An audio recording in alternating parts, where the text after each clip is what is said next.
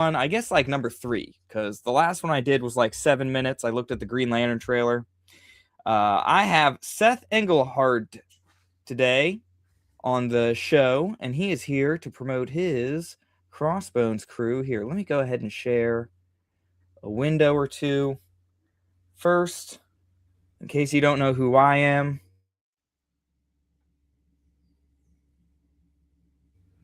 I am, hold on, slow today when it comes to switching around with the layouts. I am the Will. I am the creator, the writer, the artist, the god of the world of Revenant Steel. When 7 Revenant blades were forged, an ancient grudge awakens, and an ancient evil works its will through the world. And an evil army arises. An evil army. And you will root for that evil army. I'll give you reasons to. It's going to be a fun time. Revenant Steel.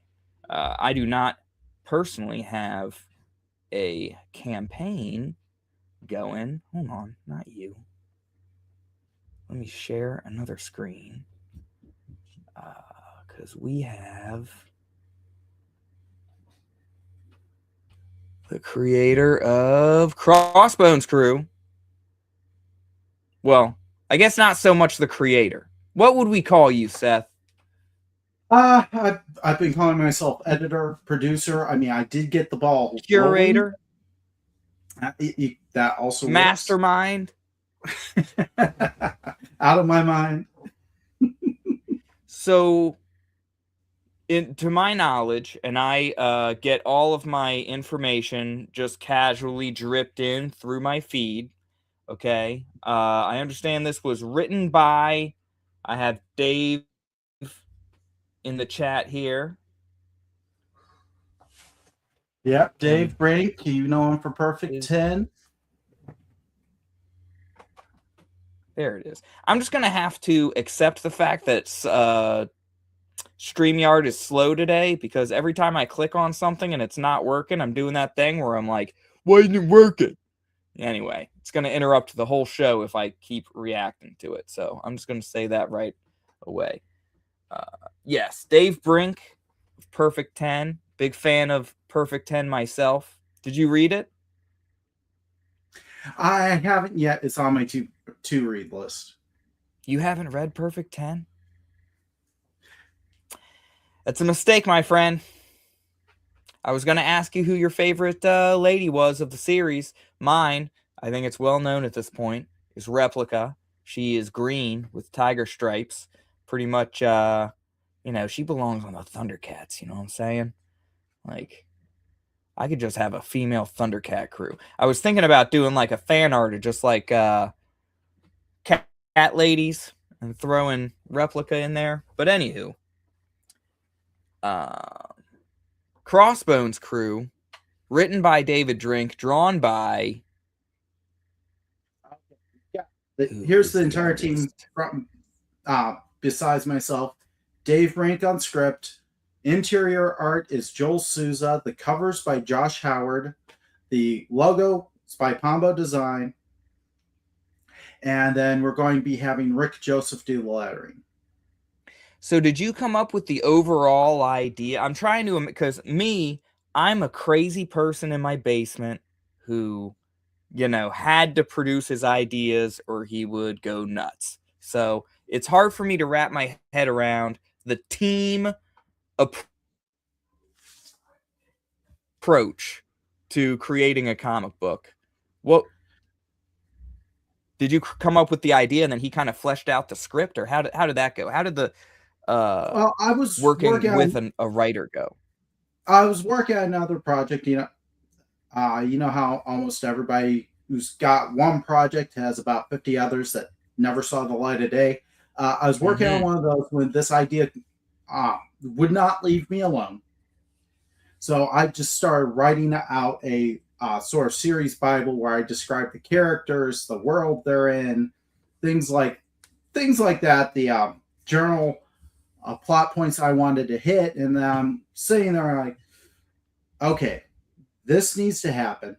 I've tried my hand at different aspects of comic making, only if my skills aren't where I want them to be yet. Mm-hmm. So I'm going to need professional help.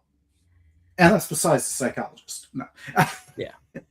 But anyway, so Dave You're was trying to get to be a advertising. better artist and stuff like that, is what you're saying? Practicing? Yeah. So anyway, Dave was advertising his rates as a writer. So I'm like, okay, I'll have the script written. So I hire Dave. He does an excellent job with the script. It was better than I hoped for. I sat on that for a little while. And then he had shared Joel Souza's art of his Perfect 10 character. And I ended up going through Joel Souza's body of work. I ended up going through his X feed. I'm like, oh man, there's no way I can afford this guy's rates. So when I'm looking for rates for an artist, I still ask him anyway, because maybe someday in the future I can afford him. And then I found out he was in my budget. And when your number one draft pick is in your budget, go with There you go. So yeah, and things I ended up being the editor and the producer. Everything that's been done so far has come out of my own pocket. I've been directing everything, all the changes that need to be made, and it hasn't been very many changes. A lot of them have just been notes of historical accuracy, since we are doing a few different time periods, things like that. So when you say different time periods, because I saw, who was it?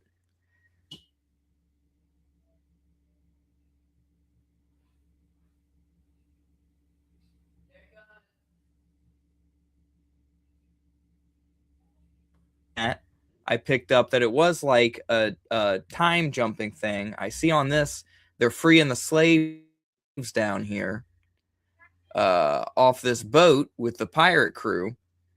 Now, it is the Crossbones Crew, right? So I assume the pirates are going to stick with him throughout his time traveling adventures? Not really. All right. So Kid Terror himself was a public domain character. Of course, we're putting our own spin on him. And he was huffing fumes. Yeah, we're using a bunch of original characters to flesh everything else out. But in the original Nador books, there were a couple of pirate adventures. Some would feature La Terre Noire, who was his French privateer counterpart. There was another one that showed that there was a Bob and Tim back in the 17th century calling themselves the Black Terror and Tim. And I decided to take that. I decided to take that and go, okay, these are going to be the original inspirations for their superhero personas. And of course, I have to tell a little bit of their story before we get into the World War II origin story of the Black Terror and Tim. And Tim, of course, being Kid Terror. So are you going to tell, there's the World War II origin where, and I read a little bit, really I just read this page that I got pulled up here of good old Tim Rowland, where I guess he is the one who adds the formic acid, right, to give Benton his super strength, and then he went back and recreated it for himself later on and just became a beefy 10-year-old. He's 10 years old. Of course, I'm tweaking this a bit because in this public domain material, there's no relationship between Bob Benton and Tim Rowland, besides the fact that Tim hangs out at Bob's pharmacy because that's where the sodas, the toys, and candy are. Oh, so pharmacy is like a more of a general store with stuff in it. It's not like drugs. In the 1940s, every pharmacy, in addition to your medications, your bandages, and that, they would have, you always brought your kids everywhere you went. So they had toys, they had candy, and soda counters got their start in pharmacies. In fact, a lot of early sodas like Dr. Pepper were advertised as medical tonics. But anyway, I just thought it was weird that even in that era where kids could roam by themselves, that you'd have this grown adult taking a child he doesn't really know except hangs out at his pharmacy all over the world on adventures. Oh Yeah, yeah. that needed fixed. So I've made them uncle and nephew. I Okay. uh, Tim's mom was widowed shortly after he was born, so she moved back in with her brother. And that way, Uncle Bob has been his father figure as long as he knows. Mm-hmm. Uh, and the pirates that inspire the superhero personas, those are going to be their ancestors. So they're running off of family legends when they Mm-hmm. create these superhero personas. And Tim's addition of the formic acid is going to be a bit of an accident when he pops on into the back room of the pharmacy while Bob's working on his formula to try to help the war effort. Mm-hmm. So it's his father or his Is you're saying his father's the one trying to help the war effort? no. Bob is the Uncle. one trying to help the war The effort. uncle. Right, Yeah, right, the right. uncle. Sorry. For The some father reason has been out of the picture since I he was heard a that baby. wrong. Yeah, That's right. That's what I thought. So his uncle is he trying to make like a super soldier serum type of deal? he's trying to work on something that's going to revitalize tired soldiers so that uh, uh, they can He's fight longer, making fight meth. harder. Pretty much. Yeah. I guess you could say that. That's because that is what Bob was working on when Tim added the formic acid in the first place in the Yeah. original material. Damn it, Jesse. So we've got the 17th century pirates, and we tell a bit of their story. We've got the World War II origin story, and then we have how he comes to the present day. Mm-hmm. Have you thought about putting these two in like a Winnebago? Yeah, you probably could do that because they used to travel the country after the war. I just want to see a scene because they're jumping through time, right?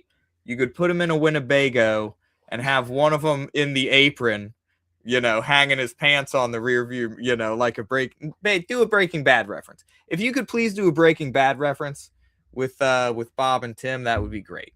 Yeah, we're not doing that. But Tim's going to be the leader of the Crossbones Crew, which is going to be a team of child superheroes. And he's going to be the leader because he's the only one with any experience because he was the sidekick to the Black Terror in World War II. All right. So they're like the little rascals. If you gave them capes and powers and a bunch of right. times they have to save the world, yeah. Now, is formic acid going to be kind of like a Chemical X scenario where we just add a drop of it and you get powers? Still working with that, but I don't have to explore that too much in. Well, I'm curious because you said his friends also have powers. Where did they get them? They get or them is that from different explained places. in the book? Is it various types, or do they all engage in a ritual there's where they huff various from the same types, puff? various powers, various origin stories. Okay, all right. He's just going to find like-minded kids who have some special ability or another. They're going to form a team and they're going to save the world. Dude, how terrifying would it be to just get attacked by some jacked up 10-year-old? You know? Like you're trying. What's up, subjugates? That reminds me of a self-defense case that popped up in the news. This 13-year-old defended his family from a armed home invader by grabbing his dad's AR-15 and shooting the invader. There you go. And somebody in the comments goes, "Could you imagine the level of disrespect getting shot by a 13-year-old and then while you're bleeding out waiting for the ambulance, he's doing Fortnite dances over you?" Dude, there was that story, but you saw the one with the slingshot, right? Yeah. Yeah, Yeah, there I was the saw kid that. where the dude ran up and he was going to snatch his sister out of the yard, and he freaking hits him in the head with a slingshot. But Yeah, it he was just one of those like legit slingshots that you brace on your arm. It's like, dude, that really he messed went that full dude up. Dennis the Menace on that guy. Yeah, that full on Dennis the Menace. The dude's face just swelled up. Jeez Louise, man. You I'm know like, that bring guy. back slingshots for kids, man. You know that guy had to be making up stories about what happened for the other inmates. 'Cause Oh, there's no way 100%. you admit to that. Dude, I might, honestly. If it's a fun story. I think we underestimate how hilarious inmates might be. They're trying to laugh in there, man. You know what I mean? It's not all rape and working out. It's just a big sweaty exercise rape dungeon. No, they enjoy humor.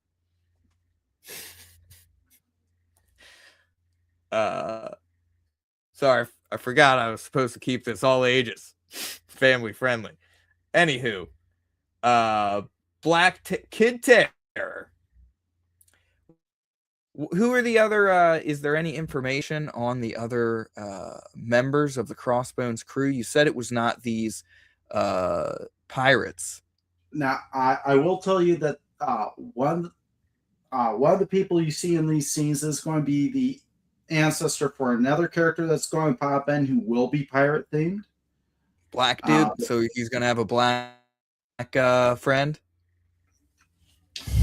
I'm just guessing. I'm going to give you one other clue. The core three members: pirate, princess, performer. Kid Terror is the pirate. I'm not going to give too many hints other than that because I plan to do more books, and I've got to keep you wondering about something. The princess and the performer.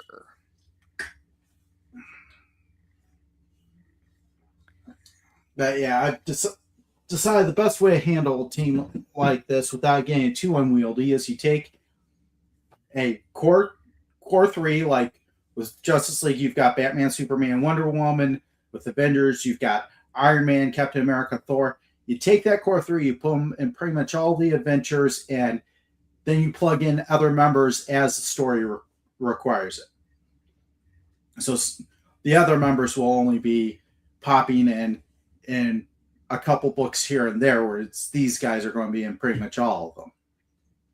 Yeah. How come is Kid Terror's cape always like that? Because I noticed it's going wild. You know what I'm saying? Where they're unlocking the chains. And it's happening in the next panel too. The wind is not affecting Black Terror. Sorry, I'm just should probably keep that to myself. Those little things. The U.S. declares war. Can he keep his tongue in his mouth? Jesus Christ, kid. Anyway. But as far as the interior art, Joel Souza is coloring his own work. There's no separate color. And on the cover, Josh Howard colored his own work for that as well. There you go. So what was your, because this feels kind of like, I don't know, Saturday morning cartoon, or this could be on Nickelodeon. Which is exactly the vibe I was going for. Yeah. I'm a father of three. All right. I've been taking my kids to Free Comic Book Day since they could walk. Mm-hmm. And there's less and less that grabs their attention. They still like comics.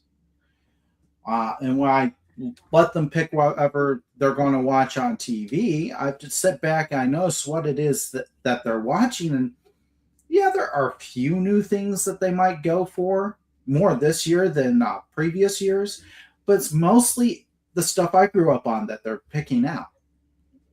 Well, so are things like, because how old are you? You said you grew up on. Are you in the 40 or 50 range?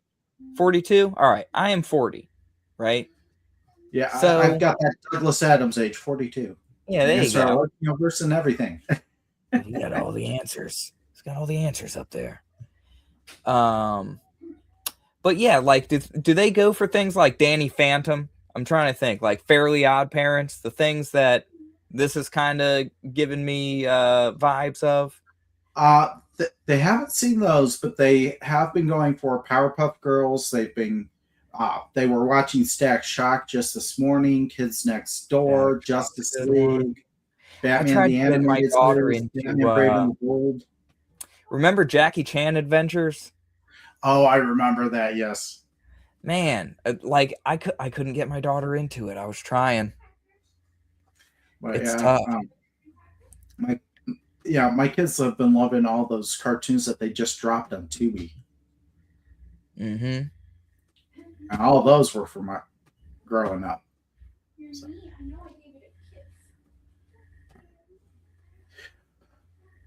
Tubi's good, man. There's less and less need for things like Netflix.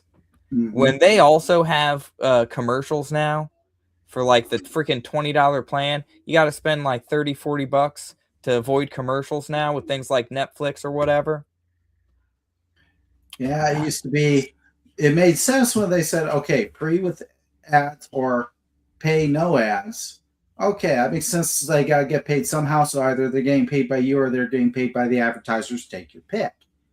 But then Mm-hmm. paid with ads, yeah, defeated the whole point of the month. Right. Might as well have cable again. It's been said a million times. How dare you keep these sweaty black men under your hold? One of the things they're doing here, I took some inspiration in the notes that I gave Dave. Edward Teach, more infamously known as Blackbeard, Blackbeard, yeah. He used to do this. He used to capture slave ships, and then once he freed all the human cargo, they had their option of taking the ship he just captured and going wherever they wanted. They could travel with him to the nearest port and try and make a life there, or they could join his crew on a permanent basis. And that's how he got a lot of his crew. Yeah, man. It's a great idea, honestly. So I figure if I'm going to have pirates as the inspiration for a kid superhero, I'm going to give them that trait because it is at least something noble. Mm-hmm. I haven't seen the sunlight in so long. Sorry. I'm just going through this. I love that bucket bit. Where he's kicking the bucket. I can't help but try to think of the physics of it, because it's like he has to whip his foot a certain way. I'm like, I could do that. I might be able to do that, because I probably could have been Robin, right? I was one of those kids who was just like, I was way stronger than I looked, and I was climbing trees, and I was, watching Ninja Turtles and punching shit all the time. Like, I was looking for a Batman. You know what I'm saying? Were you that kid? What were you like when you were 10 years we old? all did. I think at one point I even tried to make my own little utility belt with little bits and pieces of things I could find. Yeah. What would your weapon of choice be? Oh, definitely the batarang. No, I mean, like, did you practice with batarangs? No, I would have. I was never allowed to have anything that could actually hurt anybody. Dude, I saw this like random TV special where they unearthed this like ancient Celtic warrior, and his weapons were these sticks that were just clubs, right? But they had like metal wrapped around the ends of them, and I'm like, dude, I could do some damage with those things. I used to cut little shapes out of cardboard and try to throw those. Oh yeah. Mm-hmm. They never. I eventually got my hands on some of those, because my uncle had actual ninja weapons. He was one of those guys, and so I remember I would sneak into his room whenever I could, and just like, this is where he keeps his ninja weapons. And I look at, hold on a second. Go for it. Here's what happened when those kids grow up to have adult money. Yeah, there you go. You get a full-on shield. Now, I don't see any dents in that shield, so I'm assuming you've not been in a battle with it yet. Yet. But that day may come. But and you're going to need a blade in your offhand. I'm assuming that somewhere you got a sword. My wife actually got me one from a garage sale when we were dating, if you can believe it. Mm-hmm. But could you imagine being the guy who decides to break in here in the middle of the night, my big hairy butt, just half awake, acting like a zombie, carrying a shield coming at you? Right. Oh, there would at least be a story to tell. Yeah, man. What happened to you, buddy? I got my skull bashed in by some dude with a shield. Given that. Do you have a sword, though? You do have a sword? Or no? It'd be like, I just got my head bashed in by a middle-aged, balding Chewbacca. Mm-hmm.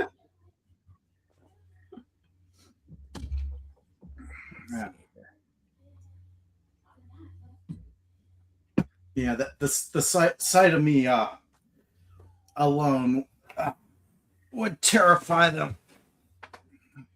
Not because I'm traditionally intimidating, but because you got some fat, hairy guy running at you naked.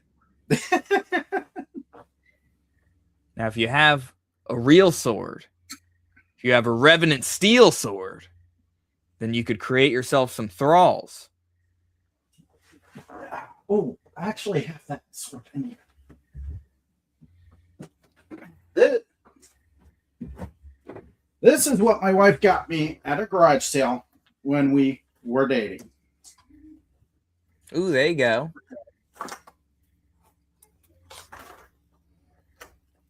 Now, that seems more like a wall hanger, right? Or is that battle ready? Is it full tang? It's a rat tail, unfortunately. But it is sharp. Still looks cool, though. Oh, yeah. Yeah. Not to mention, when she got that for me, I'm like, yeah, this woman gets me. Mm-hmm. So I got one of these near the desk in case there's any intruders. Just an old Korean War military machete. Then I got my basher, you know what I mean? Like freaking hardwood. Like, and this has actually seen some heads, believe it or not. You know what I mean? When people have, it looks like military surplus, I wouldn't doubt that. Yeah, right. Oh man. And then there's guns, but you know, whatever. I'm not gonna go flashing my arsenal on screen. I do have a Captain America shield that's made of metal. That looks like it's made of the same metal as yours. Like it looks about the same thickness out there in my garage. I ought to like have that handy too, man. Because that could probably at least like, even if it doesn't stop a bullet, at least like obscure my body a little bit so that maybe it won't hit center mass when I get shot at. Not to mention somebody breaking and might just end up using a knife instead of a gun anyway, so you got a good chance. Yeah, there might be that too. I try to give my enemies as much credit as possible, you know, because then I don't end up underestimating anybody, you know. But yeah, can you imagine? So let's say you get murdered by a crazy person with a cursed sword. And then you wake up getting eaten. Rats have been eating your dead body, and you've been conscripted into the army of the dead. What a life, huh? And now your life, it's still going on. You're locked in, trapped in your old body. So you go from what a life to what an afterlife. What an afterlife. What an afterlife. I got a new boss. This 7-fingered sword demon. You know? He's a real slave driver, this guy. Really wants me to kill everybody. It's kind of fucked up. But anywho. We're at 30 minutes.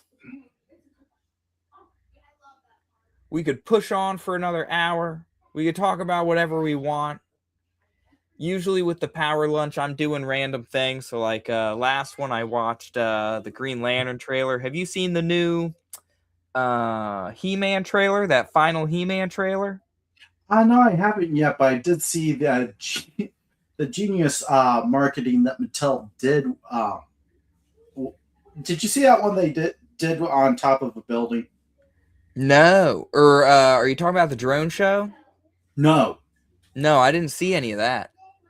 They built a giant He-Man figure on top of a building, and the sword is a lightning rod, so it keeps getting struck by lightning.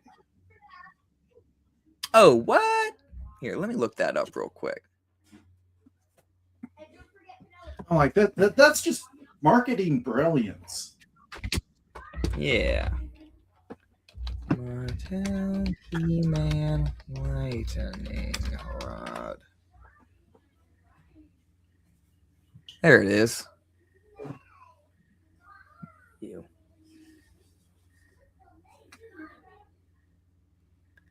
So they set this thing up and it's just getting struck by lightning all the time. That's great, man. 19-foot lightning rod to promote He-Man. I'm kind of pumped about this one. Have you looked at what do you think about popcorn buckets? I think they are a better way of trying to when you're a theater, you're trying to increase your profit margin. Tickets are already high enough. You're having to invest more in the actual facility. My local theater went to the recliners rather than the old theater style seats. You've got all this expense going on. The theaters aren't making a whole lot. Hollywood's kind of treating them as an afterthought. You've got to get butts in the seats. You can't keep jacking up concessions. You can't keep jacking up ticket prices. I know. We'll make collectible popcorn buckets that we can charge a good deal for. It's a great way to do that, I think. It's merchandising that's useful in the theater. You can get your regular just cardboard bucket if you're not wanting to pay that extra premium. But a lot of people will. A lot of people are going to collect these things. Say? By the power of Grayskull. Go on.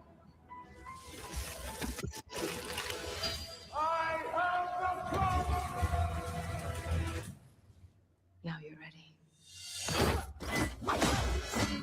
See, so she told him to say that? I thought he just came up with it. You know what I'm saying? Yeah. Did you hear that? Yeah, she told him to say I have the power line. Yeah. She's like, Lord, what do you say? By the power of Grayskull. Go on.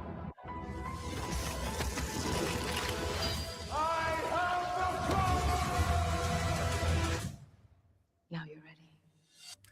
I taught you to say these 2 sentences or half sentences. Well, here's an interesting thing I'm noticing just from that bit of trailer. Now, He-Man's one of these things I caught on reruns because, that's more something that my older cousin grew up with than I did. Mm-hmm. But instead of Adam growing up on Eternia, it looks like he's going to Eternia from growing up on Earth. Yeah, it looks like he gets to be about 6 or 7 years old on Eternia, and then he gets sent to Earth for the remainder of his childhood, and then he's working a desk job. Which I think it can work. But it also makes sense why. Budget. It saves them on budget. Well, not only does it save them on budget, it gives the audience a doorway into the Masters of the Universe world by having Adam start from the world we already know. Yeah. But in this case, it would make sense for her to teach him the activation phrase, as it were, because he's not growing up in the world of Eternia. He would need some sort of teacher or guide, whereas in the original, it wouldn't have made sense because he's growing up on Eternia. He's surrounded by all of My this. thing is the words. The thing that's, I guess, is bothering me, and I'm kind of a tough audience, I'll admit, okay, is, you're calling on the power of Grayskull. Does it matter what you say?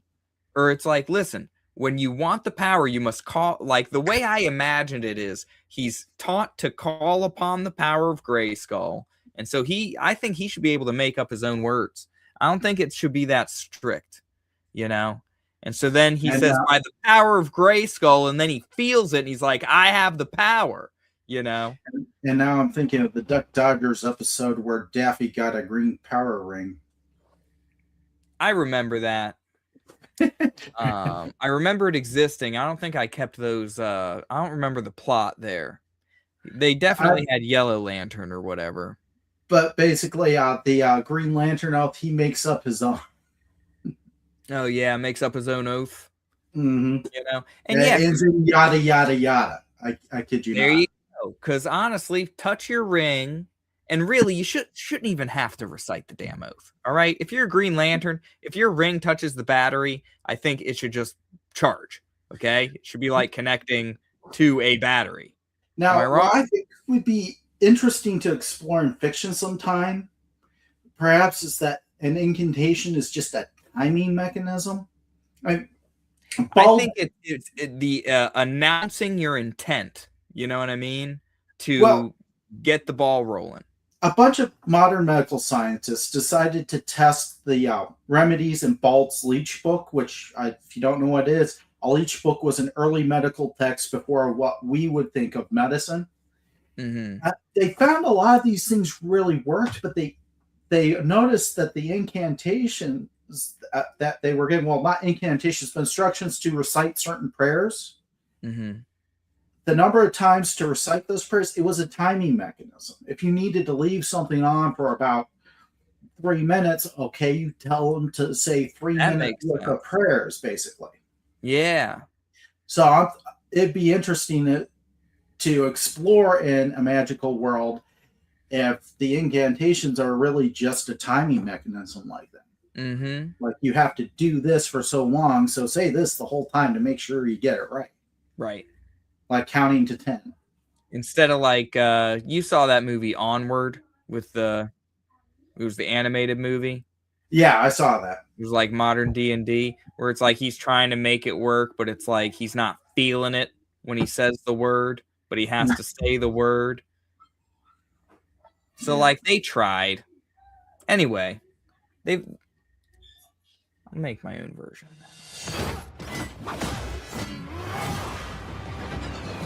It seems the prodigal prince has returned. Is that what Jared Leto went for with the Skeletor voice? Did you catch that? It's going to be hard to do a Skeletor voice. The one in the cartoon worked because it was a cartoon. Yeah, but you give them that same sound and a live action guy with a skull, it's just going to be comedic relief. Right. You really, honestly, you'd have to go Christian Bale Batman with a guy like that. Or do like Frank Langella. Frank Langella from back in the day. It seems the prodigal prince has returned. I am a devil, but I mean to be a god.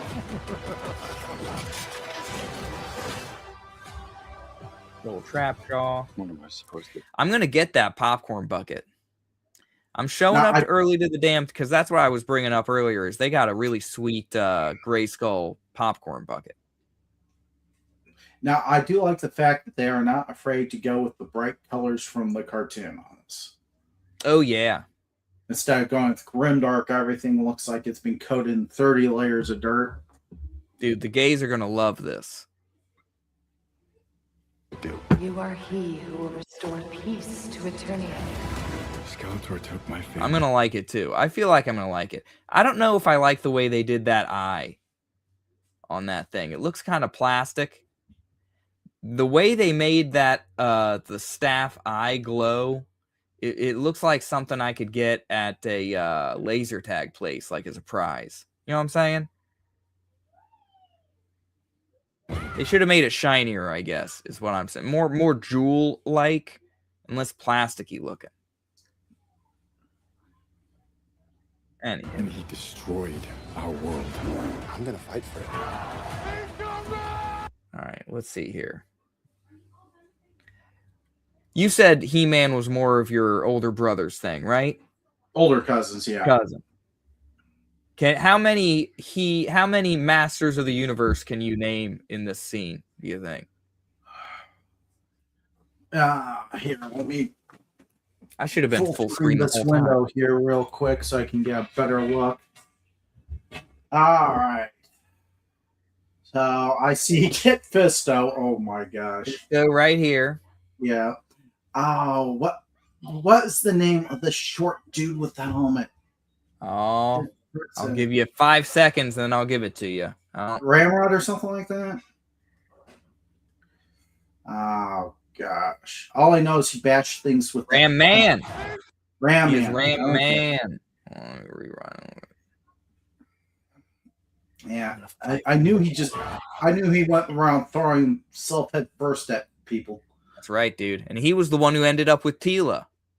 Remember that? Maybe you don't remember that. I remember that because I watched all of He-Man. Of course, Man-at-Arms is standing to the He-Man's right. Yeah, Man-at-Arms. Who's the dude with the green triangle eyes? That is what was his name again? Because his neck extended. Mechaneck. Mechaneck was his name. Okay, I've seen the action figure of that guy. I just never knew his name. Mechaneck. The action figure of that guy. Ram Man. Fisto. Is that Orko? This little old lady? She's not. That better not be. But she's striking a pose like she's getting ready to fight. You know what I mean? This dude is pretty beefy. And I'm trying to remember if he is a dude or not. But he might not be a dude. He doesn't have any sort of armor. A random citizen, yeah. Just a random bro. And he's going to be a bro. He's going to fight. I mean, Orko better be in this fight. That doesn't look like... That better not be Orko. I don't think Orko's here, man. I don't think Orko's here. I think, I think the most we can hope for is for Orko to blink in after they've defeated Skeletor, like, I just got in from the 5th dimension or wherever he came from, right? Because he came from another dimension where he was, like, awesome at magic.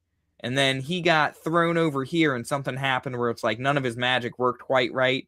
And he became, kind of a weirdo. And honestly, with that, you could even turn...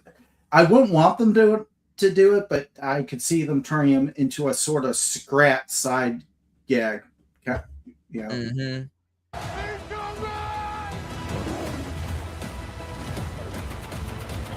Of course, you've got Battle Cat. I like that they're updating the speeders. You know what I mean? Mm-hmm. Like, I don't know when the last time you saw the cartoon was, but it's so weird, like, seeing them sit. They look like action figures in the cartoon show where they're, like, sitting on the speed bikes. That's because the whole limited animation thing that they were doing to cut costs back then. Mm-hmm. And nobody trying to do it could do it as well as Hanna-Barbera, who did it in the first place.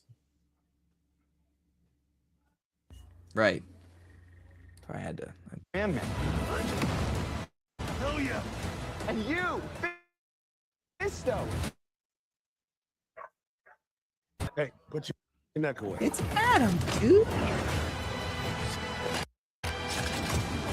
That's good. We're not going to get Infuse through this all world this with incredible power. Here's to the return of the sword and the champ. because I just realized, So probably be exciting. on for like 10 more minutes. Is there anything you wanted to talk about as a final topic or anything like with that? nerd stuff and sword things. Usually just end up talking about whatever the hosts want when I end up on one of these, so I had nothing planned. No worries, man. One of the things I with He-Man is there are a few of the things that look on the cheaper side, like Bellcat, just his coloring, but you don't really mind it because of how the toy line was made in the first place. They were repurposing things from so many different toy lines. Making that money. Mm-hmm. Like Bellcat was made literally from a mold of generic animals that the company owned. They just gave them a saddle and threw the figure on it.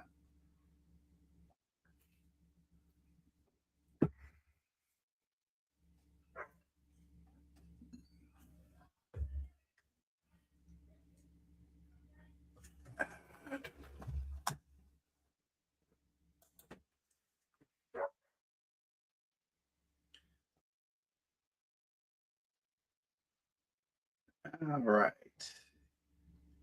Did you freeze up or did I?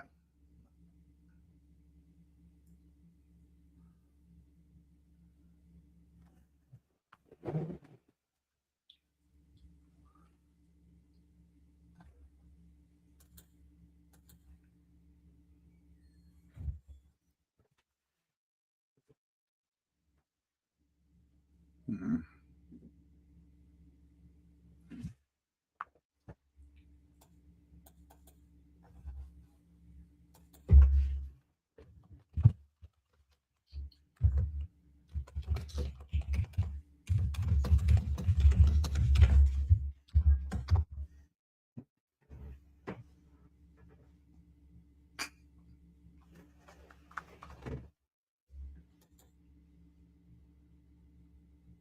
Oh, Will's the one that's frozen. Ugh. And now I'm kind of stuck here. Okay. I don't really know what to do at this point.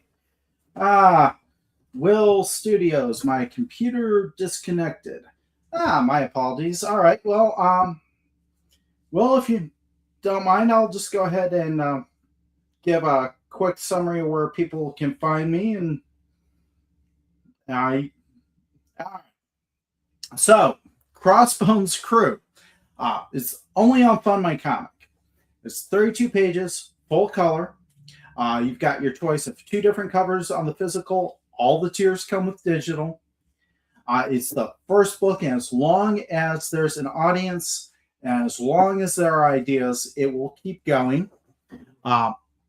8 pages of art have been done so far. So part of the goal is going to be part of that goal is to fund the rest of the pages of art.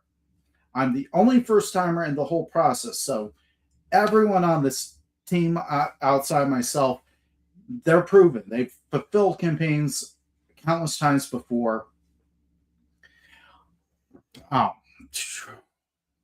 Now we've got one tier with both covers. We'll only have one shipping fee and saves you $5 on off the total price. We've got digital for just $5, budget friendly. Hey, Will, you're back. I'm back. I'm back. Luckily, I didn't have to reset any routers or anything like that this time. And then we have each cover, which is different. By the way, if you want that cover, this is the only place to get it. Because when the campaign's done, I will be commissioning a new cover, and the white cover is going to be discontinued completely. Any second chance campaigns will only have the standard. And once everybody's got their books, the new cover I commission will be the cover going forward. So if you want that Josh Howard cover, get it here. It's going to be 32 pages, as I said. And if you want to follow the updates, or ask any questions that you don't come up with during the stream, definitely either follow me at Engleheart Seth on X or go to crossbonescrew.substack.com. You can actually sign up for a free email newsletter there. You don't even have to have an account. And how many pages, just to answer Subjugate's question here, how many pages are you planning on for this first issue? 32. 32 pages. So that's a good episode. Crossbones Crew. It's going to be a good time. It looks like a fun comic book. I was going to ask about the whole bouncing through time aspect of it. I was going to say, like, have you seen set, or yeah, he said 32. What did I say? Sorry. He said 32 pages. Anywho, have you ever seen, like, Time Bandits? I've seen a few different time travel films, and they're starting to blur together. For some reason, I just got that vibe. Maybe it was the pirate, aesthetic mixed with the time jumping or whatever, but for some reason, I got that impression. Like, I was going to ask more about the villain and stuff like that, because that's one thing that I think that, and we got 5 minutes, whatever. What do you think is missing from a lot of pitches these days? Because, like, I kind of want to explore ways to sort of help people develop a little bit. I think that promoting your villain and highlighting the threat is something that is missing these days. What do you think? In some cases, definitely. Although in some cases that can be a spoiler, so you really have to judge that accordingly. Sometimes you need a little spoiler to get the worm on the hook, Yeah. I will say that the villain in this book, the World War definitely features into his origin. Okay. And he will have his own successor in the present day to keep that going. So it's almost like, are you familiar with JoJo's Bizarre Adventure? Just the memes. Right. So part of it is each season takes place in a different time period, and it follows the bloodline, So it starts with Joseph Joestar in the 1700s, and then it goes to, Jonathan, Joseph Joestar, Jotaro, or Josuke. I forget the order, but everyone's a JoJo. The biggest thing I think is missing isn't so much from the pitches, but in the general marketing, almost everybody seems to be relying solely on social media. And it's a great tool. You have to have it. But you also have to think outside of it. You have to think real world. I just got this in QR code to the Substack on the shoulder because I go to the same places that my target audience is going to be. I'm a father of 3. I'm going to these family places. Yeah. Also, I had a batch of these made. I'll have to get some soon. Again, goes to Substack. This is something I had before the campaign was even made. And I started asking comic shops if I could leave them by the register. And that's something I've definitely, it's come up several times recently where it's like, you got to hit the streets, and really try to get the word out. And I was talking to a buddy of mine about having it be kind of a local thing almost where,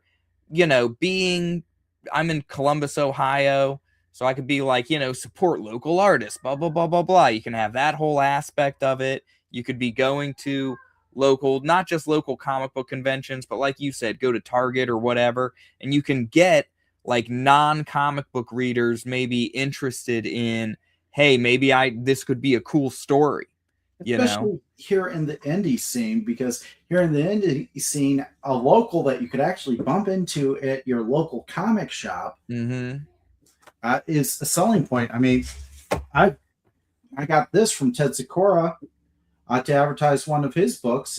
He's a local to Akron. Yeah. Back when I was living there. Oh, are you also in Ohio, or did you get out? I am. Oh, you still is. Yep. I'm closer to the lake, but yeah. Yeah, up near Toledo.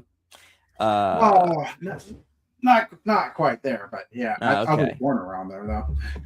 But no, but you get where I'm saying, because man, every night I'm at the bar and I'm talking to people, and it'll come up where it's like, yeah, I'm working on a comic book in my spare time, and nobody knows quite what to think about that at first, until they see the artwork. But there's plenty of people. It's like, dude, that's awesome. Like, let me see it. And it's like, once I have an active campaign, we'll see how many of those same people who I talk to and I like do my little pitch face to face, over drinks. We'll see how many of those people are actually going to hit the back button. You know what I mean? Because because right now I'm in that phase where it's like, oh, I'm going to launch soon. Here's some of the pages, the cover I have, the artwork, whatever. Here's my pitch. Once I know pretty much confidently when I'm going to be finished with the work, that's when I'll be launching the campaign. So here in the next few weeks, probably I'll have the campaign actually starting for that. And but yeah, man, who knows? I might be able to pick up one or two backers a day. We'll see.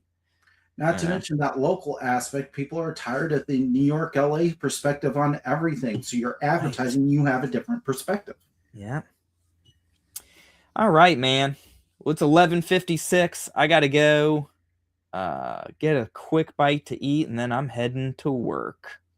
All right, have a good shift. But it was a great talking to you, man. Definitely looking out for Crossbones Crew. There is a link to the Fund My Comic in the description to this video here on YouTube. So give it a click, share it with your kids, share it with your homeschool meetup groups, and help get the word out with us here. And thanks for tuning in to the Will's Power Lunch. And I have no outro.